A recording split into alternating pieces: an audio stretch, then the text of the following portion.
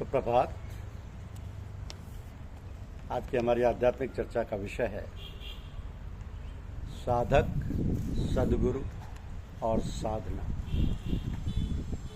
साधक, सद्गुरु और साधना। आध्यात्म जगत से संबंध रखने वाले संत और विद्वानों का मत है कि पूरी सृष्टि में एकमात्र भगवान ही का पसारा है। यही कारण है कि उसका दर्शन दुर्लभ है। तो जिस तरह मानव के शरीर में अनेक चक्र अथवा कोष हैं, उसी तरह परमात्मा की सृष्टि में अनेक लोक हैं। इसके अलावा भगवान ने मनुष्य योनि को अपने आकार के आधार पर बनाया। इस जगत में सभी जीव जंतु सर झुकाकर चलते हैं और मनुष्य के ऐसा जीव है जिसका सिर ऊंचा है। हमारी साधना शरीर के चक्रों से होकर चलती है और धीरे धीरे परमपिता परमात्मा की शक्ति अथवा उसके आनंद की अनुभूति होने लगती है। अंत में शरीर के सभी चक्रों अथवा कोशों में परमात्मा का प्रकाश अथवा आनंद फैल जाता है। तभी मानव भी परमात्मा की तरह शांत व आनंद से भरपूर हो जाता है। इस तरह पूर्ण मिलन होने पर जीव भी सृष्टि संचालक हो जाता है। साधना में लीन साधक एक महान शांति अथवा आनंद का अनुभव करने लगता है। इसी कारण हमारी साधना अंतर्मुखी होती है। इस साधना में एक सद्गुरु का प्रमुख सहारा होता है। सद्गुरु वह है जिसने पहले से ही भगवान से अपना नाता रखा है। वो साधना में साधक को सभी तरह से संभाल कर ब्रह्म तक पहुंचा देता है। तो संसार में प्रकृति के दो रूप प्रधान हैं, जिसके आधार पर सृष्टि की रचना होती है। विज्ञान के आधार पर दो वस्तुओं का मिलन तीसरी वस्तु को जन्म देता है। परम ब्रह्म की शक्ति माया से मिलती है तो जीव का जन्म होता है, बिछुड़ने पर विनाश होता है। साधना में स्थूल सूक्ष्म से कारण पैदा होता है। इसी आधार पर जन्म और मृत्यु आधारित है। एक और परमानंद है तो दूसरी ओर नरक का प्रभाव है। पर आगे न स्वर्ग है न नरक है, सामान्य स्थिति है। यही अवस्था मन में उतरती रहती है। पृथ्वी पर जन्मे सभी जीवों का यही आधार बनता है। तो संसार में जीव को जन्म देने वाली दो ही शक्तियाँ हैं, एक माता दूसरा पिता। परमात्मा की दया कृपा से ना तो पिता का कुछ घटता और ना माता का। 9 माह के उपरांत बच्चे का जन्म होता है। वो बच्चा सीधा अपने पूर्व जन्म के संस्कारों में और किए गए कर्मों का विवरण लाता है और जन्म में अपने माता पिता के गर्भ में किए गए संस्कारों का भी प्रभाव ले लेता है। उसके पश्चात बचपन से आगे समझ रखने वाले यौवन तक बढ़ते बढ़ते विस्तृत विचारों और संगति का प्रभाव उस पर पड़ता है। उसकी दशा माया से लदे हुए जीव की होती है। तो पूर्व जन्म में उसने भक्ति की थी, परमात्मा की दया से मुलाकात एक सद्गुरु से हो जाती है और उसको इस जन्म में भी प्रभु की भक्ति करने का बड़ा सहारा भी मिल जाता है। सद्गुरु की विशेषता ये होती है कि एक तरफ मनुष्य भी है तो दूसरी तो पार ब्रह्म परमात्मा से जुड़ा हुआ है और उसकी भक्ति अथवा समीपता का ज्ञान भी प्रकट रखता है। वो अपनी शरण में आए हुए जीव को संसार से होते हुए परमात्मा या परमपिता परमात्मा तक पहुंचा देता है। इसी कारण सतगुरु की महिमा परमात्मा से अधिक मानी जाती है। समर्थ सतगुरु तो इतनी शक्ति व योग्यता रखता है कि जीव की आत्मा को उसकी मृत्यु से पहले ही अपनी तरफ से मृत्यु लोक से अमर लोक तक पहुँचा देता है और यमराज उस जीव का कुछ भी नहीं बिगाड़ पाता। इस बात को मानकर हम चलें तो हम सभी बड़े भाग्यशाली हैं, क्योंकि पूज्य साहब से लेकर पूज्य लाला जी, पूज्य चचा जी, परम पूज्य बाबू जी, फतेहगढ़ वाले सभी महान और समर्थ संत हैं। और आप में से किसी को लेश मात्र यदि संपर्क है तो उसका उद्धार निश्चित ही है।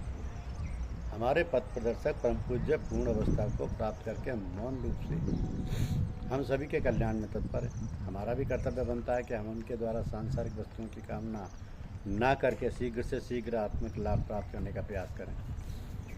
उपासना में सबसे बाधक अहंकार का आ जाना ही है। यह अहंकार जीव को उसके इष्ट से अलग करता रहता है। वहीं नम्रता और दीनता सदैव कल्याण पथ की ओर ले जाती है। तो रामायण में अहंकार के दो रूप हैं, एक रावण तो दूसरा अहिरावण। महाराज राम ने रावण को तो जीत लिया, परंतु अहिरावण के सामने राम और लक्ष्मण की भी शक्ति निष्फल हो गई।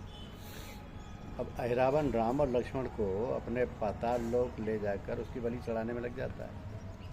वहाँ एक राम भक्त हनुमान ही राम लक्ष्मण को बचा पाती। अब हनुमान वो है जिसने अपना सर्वस्व भक्ति में पूर्ण रूप से समर्पित कर रखा है। पल पल उसका रूप राम में ही है। इसी को सच्चा समर्पण कहते हैं। तो साधक जब सब कुछ अपने इष्ट को सौंप देता है तो अपने इष्ट में समाकर उसी की शक्ति को प्राप्त करता है। भक्ति का महान आधार बन जाता है। रावण के प्रभाव से कुछ अच्छे जीव नहीं बच पाते हैं। एक साधक ने हमारे महान परम पूज्य लाला जी साहब से कह दिया कि आप कितने महान और सुंदर हैं। तो परम पूज्य लाला जी तुरंत उस सभा से उठकर अंदर कमरे में चले गए। कुछ देर बाद बाहर आकर उस आदमी से यही कहा कि भाई आपने काश हमारे गुरुदेव को देखा होता। तो जीव की जब प्रशंसा होती है वो अहिरावण के वश में होकर भक्ति मार्ग से भटक जाता है। उसकी दीनता और समर्पण पर अहंकार का पर्दा पड़ जाता है। समाज में तो उसको शुभ मानते हैं। राजा जनक की संत सभा में महाराज अष्टावक्र ने बहुत ही संक्षिप्त भाषा में अध्यात्म विद्या को इतना ही कहकर पूर्ण ज्ञान राजा जनक को करा दिया कि पलट दो इस दुनिया को। आज जिस जीव की प्रशंसा होती है वह अपने आप को मैं समझकर प्रसन्न होता है, परंतु भक्ति मार्ग में इसका विरोध हो जाता है। एक बार महाराज शिवाजी के राज्य में अकाल पड़ गया तो इस विपदा से प्रजा को बचाने के लिए अपने सदगुरु पूजनीय रामदास जी के पास गए और राज्य में सूखा पड़ने का हाल सुनाया। पूज्य रामदास जी ने शिवाजी से कहा कि सृष्टि में सुख दुख आना जाना स्वाभाविक है। आपके पास जो अनाज का भंडार है उसे जनता में मुफ्त में बांटने से तो जनता में कर्महीनता बढ़ेगी। अतः एक किला बनवा लो, जनता काम में इस दुख को भूल जाएगी। शिवाजी ने अपने सदगुरु की बात मानकर किला बनवाना आरम्भ कर दिया। कुछ दिनों बाद जब शिवाजी सदगुरु के पास गए उस समय तक शिवाजी अहिरावण के प्रभाव में पड़कर अपने सदगुरु से ही कहने लगी कि देखिए महाराज, आज मेरी कृपा से कितनी जनता किला बनाने में लगी और जीवन बिता रही है, सभी को भोजन मिल रहा है।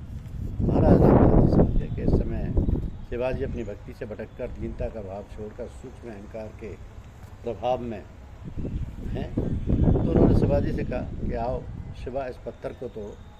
उस पत्थर को तोड़ने पर देखा गया कि पत्थर के बीच में दो कीड़े मौजूद हैं। वहाँ कुछ पानी और अनाज के दाने भी। इस पर रामदास जी ने शिवाजी से पूछा कि क्या यहाँ भी तुमने इन जीवों को भोजन पानी दिया है?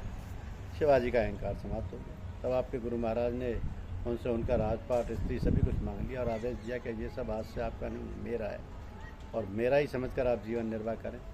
यही समर्पण साधक को सच्ची भक्ति की ओर ले जाता है। जीवन में जितना भी समर्पण होता जाएगा उतनी ही सदगुरु की सहायता आपको मिलती जाएगी। माँ के पास जितने ही शरण में बच्चा रहता है, माँ उस बच्चे के पास ही रहती है।